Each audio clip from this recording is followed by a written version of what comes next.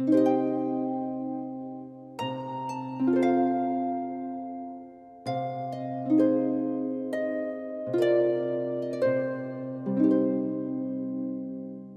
dans cette nouvelle vidéo. Aujourd'hui, je vous retrouve pour faire une petite vidéo spéciale sur les sorties de 2024 que j'ai pu repérer.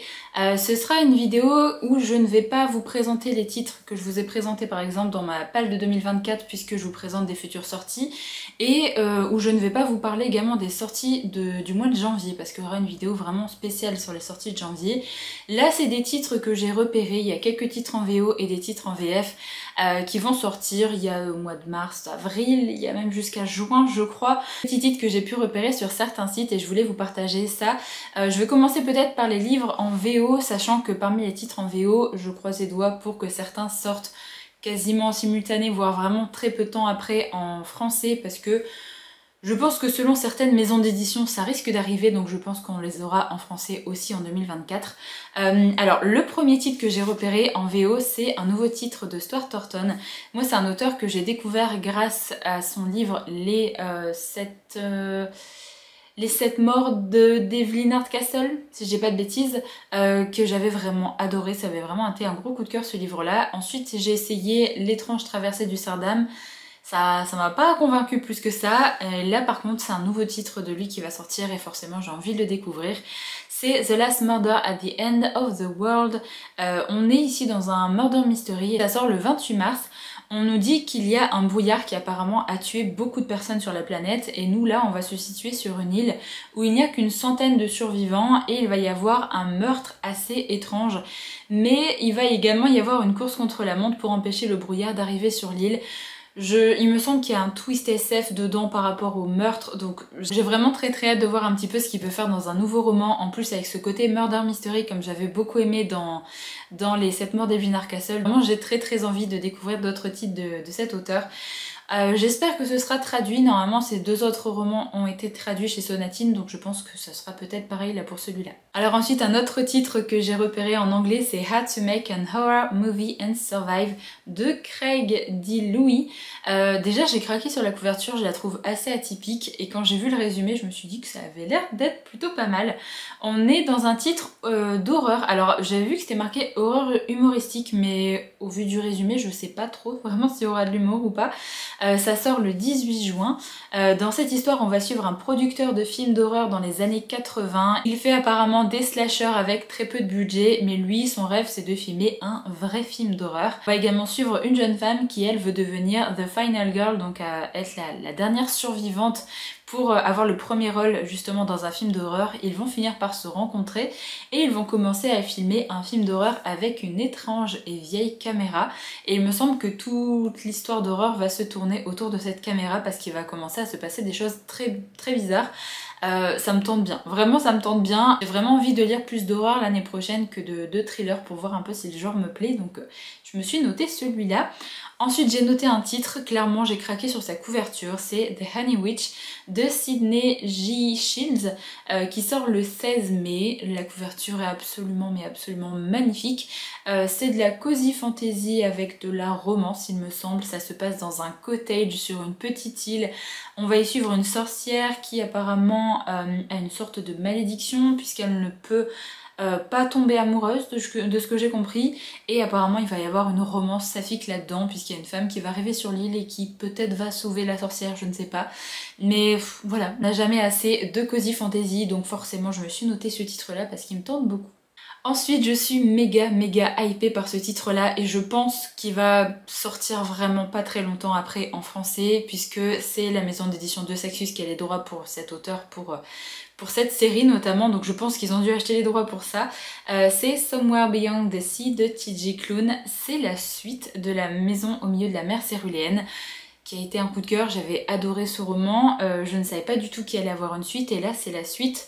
Ça sort le 10 septembre en anglais et c'est pareil, c'est de la cozy fantasy, enfin si vous avez lu le premier tome vous savez un petit peu. Ce que j'ai vu pour ce roman c'est qu'on va suivre le POV d'Arthur qui est du coup la personne qui dirige ce fameux orphelinat dans la maison au milieu de la mer céruléenne. Donc j'ai vraiment très hâte. L'impression qu'on va suivre Arthur avant l'arrivée de notre personnage principal dans le tome 1 et peut-être après sa rencontre, je sais pas trop, mais en tout cas j'ai trop envie de retrouver ces personnages, de retrouver cet orphelinat, de retrouver les enfants assez particuliers et je suis trop contente qu'il y ait une suite comme ça. Dernier titre que j'ai repéré en anglais, c'est un titre de Holly Jackson, c'est son prochain roman et j'ai vraiment trop hâte. Alors attendez, mon accent pour ce mot ça va être incroyable. The Reappearance of Rachel Price, je sais pas du tout si ça se prononce comme ça, je vous avoue. Ça sort le 2 avril, c'est du mystery thriller en young adult et vraiment j'ai adoré sa série A Good Girl's Guide to Murder que j'ai lu là cette année, donc forcément j'ai envie de lire sa nouveauté, surtout qu'on part sur un truc vraiment qui m'intrigue bien avec des vibes un peu similaires justement à sa série A Good Girl's Guide to Murder.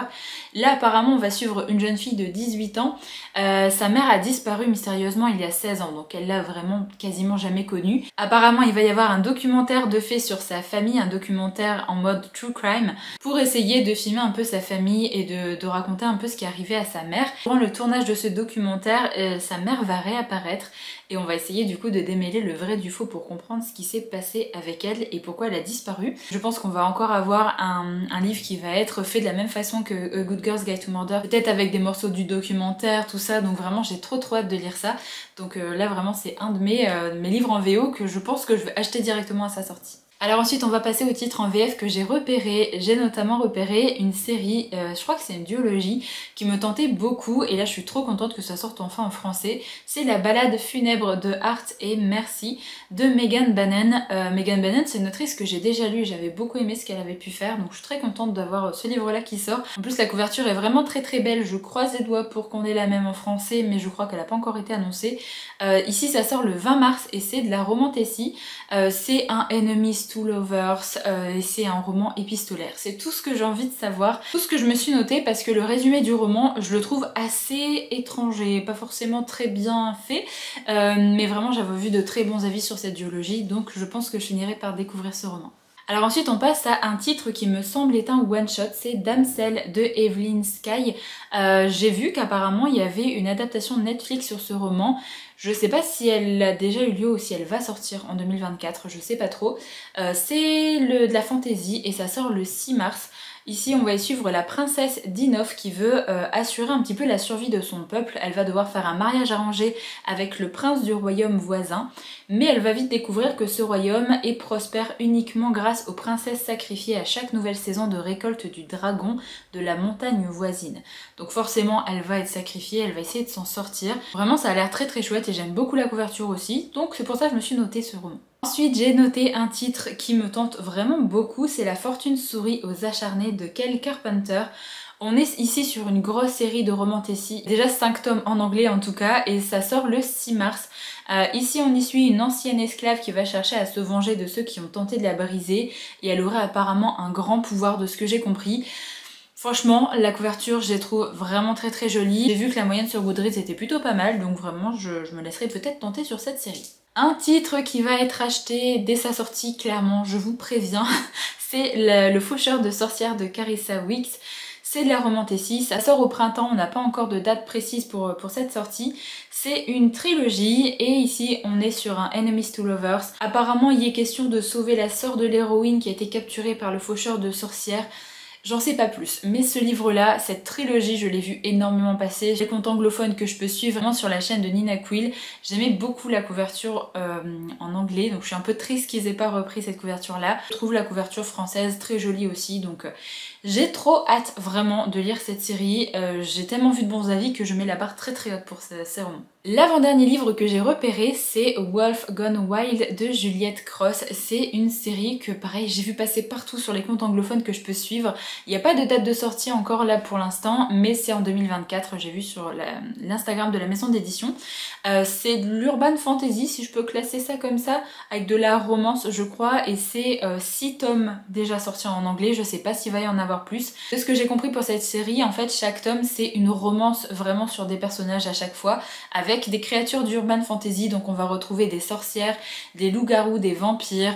Franchement ça me tente bien, j'ai vu de très bons retours sur cette série aussi, donc je suis très contente que ça va sortir en français. Et le dernier titre que j'ai repéré pour la sortie 2024, c'est un titre que j'attends énormément parce que c'est le tome 2 et la fin de la duologie. Donc c'est The Dragon Promise de Elizabeth Lim. Ça sort le 13 mars, c'est le tome 2 de 6 couronnes écarlates en français. J'avais adoré le premier tome, vraiment ça a été un petit coup de cœur là ce roman, j'avais adoré ma lecture, donc j'ai trop hâte de terminer cette duologie.